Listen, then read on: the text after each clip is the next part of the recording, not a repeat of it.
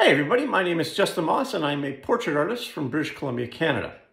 Today I want to talk to you about a brand new paper from Canson, which I am very excited about and I think you guys might be too. For many years, Canson has been making the Mi-Teintes line of pastel paper. It's great paper. And a few years ago they came out with a sanded version called Mi-Teintes Touch. But just this last year, they've come up with a brand new paper called Mi-Teintes Velvet. And in some ways, this is a bit of a game changer. It's available in 5 different pads. There's earth, 2 different grays, black, and a cream, and a few different sizes. And it is not so much a sanded paper as it is a velvet paper, thus the name. Handles pastel beautifully, handles a lot of other mediums like charcoal, watercolor, colored pencil beautifully as well. And so in today's video, we're going to be demoing that, going through some of the different mediums you can use with this paper, and then also doing a full pastel demo on the paper. So let's head on over to my studio and get to the board and get started. So welcome to my drawing board. One of the nice things about this paper is it's not just a pastel paper, it's a mixed media paper.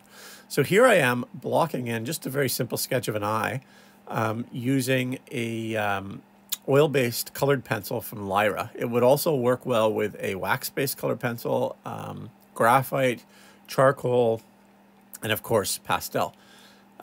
You can see that it really takes the pencil nicely.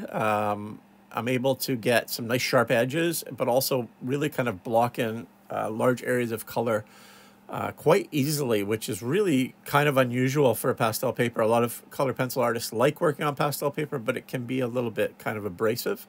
And because this is not actually a sanded paper, it's a sort of a velvety paper, it really works well. And this is the only pastel paper that I've used where you're able to use what I'm doing here, pastel sticks over top of the colored pencil, which is pretty wild. So these are pastel sticks from Lyra. So far we've used these colored pencils from Lyra, the pastel sticks from Lyra, and now we're going to actually use a little bit of watercolor, which is something kind of unheard of. A lot of times watercolor will not work on a pastel paper because it sort of breaks it back down. But you can see here it works really nicely, saturates well.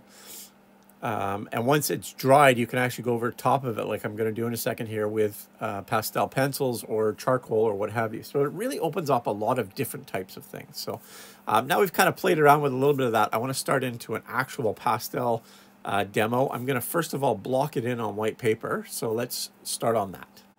Okay, so we're going to now do the blocking of this drawing. I'm working on a portrait of my friend Diana. You'll notice that this is a white piece of paper. So this is not the actual pastel paper. You can draw directly on the pastel paper.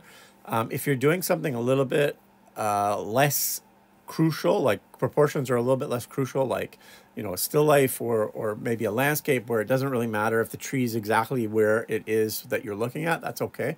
But with a portrait, I would probably recommend working on a separate piece of paper and then transferring it over to your pastel paper, which is what I've done here. So I've sketched it in pencil. You don't have to get too detailed, but just enough to kind of be comfortable with it, where all of the pieces are, all the kind of landmarks and of the features and that. And then using a transfer paper, I'm going to transfer it over onto the pastel paper. But you could, or you could project it or anything like that. As I said, you can certainly draw directly on there. The concern with drawing directly on the pastel paper is that it can, if you do need to erase it all, or if you make your lines a little bit too hard or something, it can actually have a bit of a negative effect. So I like to just kind of block this stuff in and kind of figure out where we're going with it first, and then we will we'll transfer it over and then start into the pastel.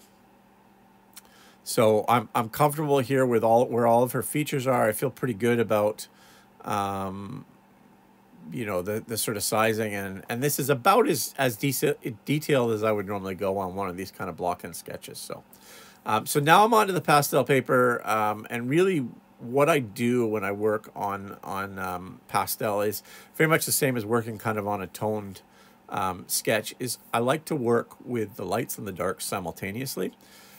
So you can see I've kind of just lightly laid in the whites, and now I'm trying to establish a base value for my sort of my tones in the drawing. So I'm a little less concerned with the actual specific colors and more concerned with how the values kind of interact with each other. So really that's what I'm concentrating on right now. I'm not going to get too far into any of the details or any of the values because I want to make sure that the darkest darks on the face correspond with the darkest darks in the hair, etc. So I'm just using at this point mostly pastel pencils, a variety of different brands, and you can see that I'm using a tortillon to help smooth some of that out. Again, because this paper is very sort of smooth and not super rough sanded, it accepts a tortillon really nicely. It allows you to really smooth in and kind of blend those areas nicely. So just sort of developing what I consider to be the three most important parts of the face, which are the eyes, the nose, and the mouth. So that little sort of triangle of features, making sure that they all kind of relate to one another. As I said, we kind of worked all that out in the block-in on the white paper, transferred it over, and now I am kind of just starting to build in these different values and colors and stuff. Okay. Understanding the darks in the hair is kind of important too. I'm not quite at the point where I'm ready to do that yet, but how they relate to the sides of the face and the darks in some of those other features is pretty crucial. So I'm probably only using about 5 or 6 different colors right now because I'm really, as I said, more interested in just getting these base values in. You'll often at this point get to a stage where things look a little bit off, and that's okay, as long as you trust your initial block in. Don't worry, you're tricking your eye by seeing certain values in and certain values out, and we want to make sure that we kind of understand that. And so as I'm building in some of these midtones, I'm going back in and just keeping my other areas nice and sharp and up to, without losing any of those kind of key features, okay? I know that fairly soon I'm going to need to start to think about the background. And so, adding a little bit of darkness to the hair is probably crucial before I really look at the background. I feel like the background needs to be something a little bit complementary. So if we look at the color wheel, flesh tones in that sort of yellowy red kind of area, the background maybe like a blue or a blue-gray purple is what I'm leaning towards. So just kind of putting in those base values all the way down, obviously addressing the neck a little bit, which is important. It's not like it's a crucial part of the drawing, but again, it's when we look at it, it's how our eyes see the values, and that is really important because it helps us to develop what I call a hierarchy of the values. So I'm now using a pastel stick because the nice thing about pastel pencils, they're the same thing as a soft pastel stick. So it allows me to kind of block those in quicker. And then for the background, actually, let me just blend these out first, just so I have a nice sort of solid area. And now we're going to kind of start into the background. And so I'm actually going to use a pan pastel, which allows me to kind of block those in nicely. And as you can see, pencils, stick, pan pastel, they all work really well on this paper.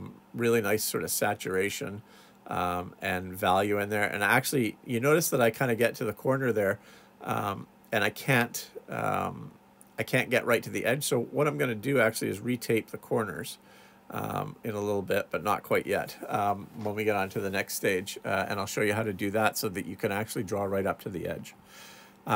So now that I've got a real simple base value in the background, what I want to do is start to break out the key areas of light, because now I can really kind of focus in on the values of the face, right? So now that I've seen those, I'm like, okay, I can start to bring out the colors, the darks and the lights in the face, because I have a very kind of basic idea of my hierarchy of values. And really that's the important thing. The specific colors are not as important. the intensity is not as important right now. What's important is to understand how each of the values kind of work with one another. So I'm able to now, you know, we're still a long way off from the final rendering, but you can see how some parts of the face, like the nose, are starting to get a bit of a smoothness and a finish to it, adding a little bit of red now. So now I'm starting to get a little bit more concerned about the colors, right? Not concerned like worried, but concerned like I'm starting to think about them. And then again, just constantly working over areas versus trying to get the value right the first time. Pastels work a lot better for most of us. It depends on your style and kind of how you work, but for most of us, by building up areas. So sort of softer layers of pastel over top of other softer layers of pastel. It's such a beautiful medium and is often a little bit misunderstood. But so here I'm just darkening that one edge of the hairline. You can see that that brings it out. And now as I start to bring in some color or some darker color into the lips, you can see how those are starting to kind of come together a little bit nicer. Just adding in a bit more dark on the side, because if you look at the reference, it's obviously quite a bit stronger on the one side. The photo that I took of Diana is something that we, you know, traditionally a photographer wouldn't want to take, but for an artist, it's such a great image with all of that. And here I'm adding in a little bit of color into the background just to give it a bit of oomph. I mentioned earlier that you can double tape. So what you do is you put tape on the back of the paper, and that allows you to, as you can see here, you tape it on the back, then you tape on the front, and now you can actually get right into those corners so that you don't have to worry about those little edges. And you can see I'm smoothing out the background, get it all nice and kind of blended in there. If you are familiar with another sort of velvety type paper that's made by a different brand in France, you'll know that it often curls quite a bit, which is sort of, you're almost required to use that double taping. With the Canson Velvet, you do not have to. It's a really nice flat paper, but the double taping certainly helps you get into those corners. So here now I'm starting to kind of get into the detail part of the drawing, adding in a little bit of highlights and some kind of key areas. With some papers, you would have to use a spray fixative to give it a little bit more tooth. You can certainly do that with this paper if you want to, but I have actually done this entire portrait without adding in any spray fixative, because it just keeps accepting more and more and more pigment, which is really, really nice. Allows you to layer, allows you to kind of bring in all of those rich colors, and you can see I'm sort of darkening up areas, continuing to work over other areas, and really kind of make the volume in the portrait kind of come to life. And so, yeah, at this point, really what I'm doing is adding in a lot more sort of soft layers, which is really one of the things that's so beautiful about working with pastel. You know, you can tint things, you can increase the value by just layering very, very light touches. So here I'm adding in a bit of brown, I'm using a bit of tortillon. I'm not adding in tons of different value or colors, but just enough to sort of to adjust the color balance and the kind of the variations and the nuances. So obviously I still need to do a lot of work on things like the hair and the shirt and what have you. So now I'm using a pastel stick, which works equally well on this paper. And one of the things I tried to do in this portrait is to show you how all of the different types of pastel and mediums and stuff work on this paper. They all work really, really nicely because, you know, different times calls for different things. And one of the things that has me really excited about this paper is that it handles pencils well, it handles sticks well, it handles the pan pastel well, it blends nicely. Here I'm adding in some of the flyaways, which is really one of my favorite parts of doing a portrait. Those little bits of hair that kind of, you know, little wisps that create this sort of visual element, and often are a little bit more kind of rigid in comparison with some of the more angular and sort of softer areas of the face. So Here I'm just kind of adding in some color to the hair and some volume to the hair. And as I said, at this point, it's almost remarkable how little amount of tooth I have actually used in the paper. Like I'm actually able to continue to build up on top of things, even, you know, using the tortilla. You see that I have quite a few tortillas that I keep intermixing in, adding in some color, adding in some value, and none of it is overworking or overloading the paper, which is, it really is pretty remarkable. So tinting color, you can see I added an earring here that was just right on top of a different layer of pastel, no problem at all. One of the things with pastel when you're working, they always tell you to work from hard to soft. So work with your hardest pastels, and then your next hardest, and then your medium, and then your soft, and then your very last layer would be your softest pastels, because after a while, the tooth of the paper tends to get kind of bogged down as you start getting softer and softer. And yet with this portrait, by and large, what I'm working with here is sort of a semi-hard pastel. Like a pastel pencil is really kind of a hard pastel, a hard soft pastel, which is sort of a funny way of saying it. But it's not, so far, none of it is really even coming close to filling in that tooth. I don't need to switch to anything softer at this point. You can see I can just, by layering soft layers of color and different values, I'm able to kind of bring out the color in the cheeks there and the lips. And yeah, it's one of the things that I really love about working in pastel is just watching all of these different areas and elements coming together. And now we're starting to get into some of the more finished stages of rendering. So it's not the end of the portrait, but we're starting to get things a little bit closer. So adding in things like some contrast, a little bit of color, like tinting that bit of a glow on her chin or this sort of warm area on her cheek. I'm going to add in a little bit of dots of filtered light that's coming through from her hair onto her face. A little bit of the dark around her eyelashes, a catch light on her eye. So all of those little elements that you bring together as you start to finalize some of the details of the portrait.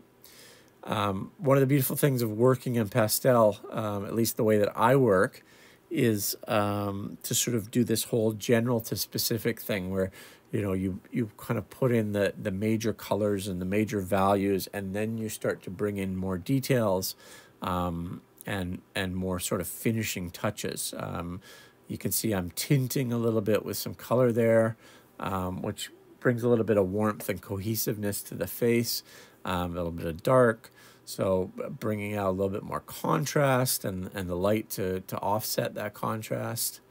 And all of it kind of coming together nicely, as I said earlier, not needing to add in any areas of spray fixative, which would allow, on most papers you would use spray fixative, a workable fixative. Make sure you're not using a final coat. And then you could actually, it kind of gives you a little bit more tooth so that you can add more layers of pastel. But on this paper, I don't need to worry about that. There you see I put a little dab of a really soft pastel as a highlight on her nose. It's maybe a little bit brighter than I want it, but it gives me a point of reference. And then adding in some highlights onto the forehead, bringing out that shadow from her hair a little bit stronger.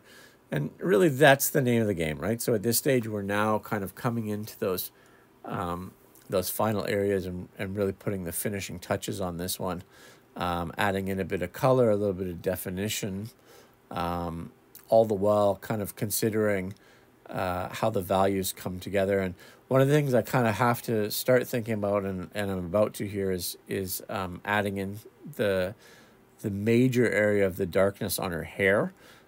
Because her face obviously is, if you were to break down the composition of this portrait, her face is a good portion of it, but there's a lot of dark that's coming from her hair. And we've, more or less established the hair on the left side of the portrait. But on the right side, so her left side, we need to add in this hair. So that's what I'm going to do here. So we're kind of getting into the final stage of this portrait. You can see here I'm using a pastel stick, which works really nicely, blending in some darks in there, and then using a tortillon to really give that nice little smoothness. But as I get into the last stages of this portrait and begin to wrap up the demo, I hope that it was interesting for you guys and enjoyable. And if you have used pastels in the past, or are thinking about them, I really, really do recommend this paper. It's a game changer as far as I'm concerned. It's not just that it holds pastel well, which it certainly does, but it also, I've never seen a kind of, Canson calls it a velvet paper rather than a sanded paper. I've never seen a thicker, somewhat sanded paper, because it has more of a feel of a sanded paper than a basic paper, that can actually take the pigment so quickly and allow you to add in layer after layer after layer. So it's a really, really great paper. Anyway, I really appreciate you guys watching today. I hope that you learned a little, and I hope that if you are a pastel artist or considering doing pastels, that you'll give this paper a try, because it's really a terrific paper. So thanks so much for watching with me today, and just adding in a little bit more details, and then I'll call this one quits. I'll probably do a little bit more in the future, but by and large, that is my demo on drawing a portrait.